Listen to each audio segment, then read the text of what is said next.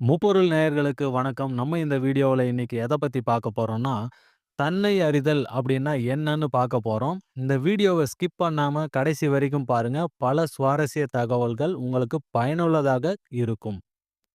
தன்னை அறிதல் என்பதை பற்றி பலரும் கேள்விப்பட்டிருப்பீங்க. சிலர் அதற்கான முயற்சிகளை எடுத்து பல இடங்களில் தேடி அலைந்தும் இருப்பீர்கள்.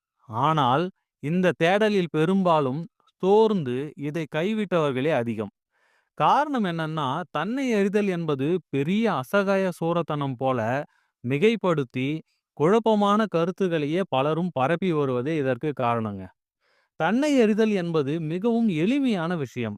ஆனால், தன்னை அறிந்த பின் செய்ய வேண்டியதுதான் அருமையானது. தன்னை அறிதல் என்றால் என்ன என்று அந்த வார்த்தையை ஆராய்ந்து பார்த்தாலே தெரிஞ்சுக்கலாங்க. இதுல அறிதல் என்பதை பற்றி எந்த சந்தேகமும் இல்ல. அது நம்ம எல்லாருக்குமே தெரியும். தன்னை அப்படின்ற வார்த்தைய தன் கூட்டல் ஐ அப்படின்னு பிரிக்கலாம். தன் அப்படிங்கிறது பகுதி. தன்மையை குறிக்கும் பெயர்ச்சொல் பகுதின்னு சொல்லுவாங்க. இங்க தன்மை அப்படிங்கிறது ஆன்மாவை குறிக்குங்க. இங்க ஐ என்பது 2ஆம் வேற்றுமை உருவு. தன்மை பொருளை உணர்த்தும். அதாவது ஒரு வாக்கியத்துல செயப்படு பொருளை அடையாளம் காணணும்னா, என்ன அல்லது யாரை என்ற கேள்விகளை கேட்டு விடை காண முடியும். இதுக்கு தான் 2ஆம் வேற்றுமை உருபு பயன்படும். இங்க தன் அப்படிங்கிற ஆன்மாவை அடையாளம் காணுவதற்காக அந்த ஐ என்ற 2ஆம் வேற்றுமை உருபு இங்க வந்திருக்கு. இப்ப இதிலிருந்து நம்மளுக்கு நல்லாவே தெரியும். தன்னை அறிதல் அப்படின்னா ஆன்மாவை பற்றி தெரிந்து கொள்ளுதல் என்று.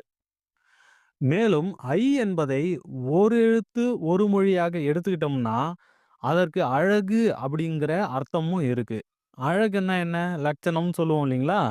அந்த லட்சணம் அப்படிங்கிறதுக்கு அமைப்பு, தன்மை, குணம் இப்படிலாம் அர்த்தம் இருக்குங்க. அப்போ தன் கூட்டல் ஐ அந்த ஐய வந்து அழகுன்னு எடுத்துக்கிட்டோம்னா, தன் அப்படிங்கிற ஆன்மாவின் லட்சணத்த தெரிஞ்சுக்கிறதுங்க. இதுதான் வந்து தன்னை அறிதல் அப்படின்னு அர்த்தம்.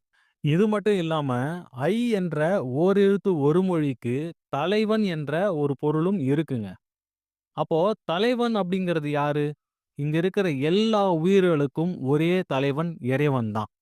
அப்போ தன் கூட்டல் ஐ. தன் என்றது ஆன்மா, ஐ என்றது தலைவனாகிய இறைவன். அப்போ தன்னை அப்படிங்கிறது தன்னையும், தலைவனையும் அறிதல் அப்படிங்கிற அர்த்தத்த தரும். எனவே இந்த ஆன்மா தன்னுடைய தலைவனாகிய இறைவனை அறிவதே தன்னை அறிதல் அப்படிங்கிற அர்த்தத்த தரும். இதை இன்னும் மேலும் விளக்கமா சொல்லணும்னா, தன் ஆகிய ஆன்மாவையும், தலைவன் ஆகிய இறைவனையும் தெளிவா எந்த ஒரு சந்தேகத்துக்கும் இடமில்லாத மாதிரி தெரிஞ்சு தெளியறது தாங்க தன்னை அறிதல் எனப்படும். இப்போ உங்களுக்கு தெளிவா புரிந்திருக்கும் அப்படின்னு நான் நினைக்கிறேன். தன்னை அறியணும்னு யாரெல்லாம் முயற்சி செய்றாங்களோ, அவங்க தெரிஞ்சுக்க வேண்டியது 2டே 2 விஷயம் தாங்க. ஒண்ணு தான் ஆகிய ஆன்மாவ பற்றி தெளிவா தெரிஞ்சுக்கிறதும், இன்னொன்னு இறைவன பற்றி தெளிவா தெரிஞ்சுக்கிறதும். இத நீங்க தெரிஞ்சுக்கிட்டீங்கன்னா, தன்னை அறிந்தவர் ஆவீர்கள். இந்த வீடியோ ரொம்ப பயனுள்ளதா இருந்திருக்கும்னு நாங்க நினைக்கிறோம். இந்த வீடியோ உங்களுக்கு பிடிச்சிருந்தா லைக் அண்ட் சப்ஸ்கிரைப் பண்ணுங்க. அப்பதான் எங்களோட அடுத்தடுத்த வீடியோ உங்களுக்கு சரியா வந்து சேரும். இதுவரை இந்த வீடியோவ பொறுமையுடன் பார்த்த அனைவருக்கும் முப்பொருள் சார்பாக நன்றி. அடுத்த வீடியோவுல சந்திப்போம். வணக்கம்.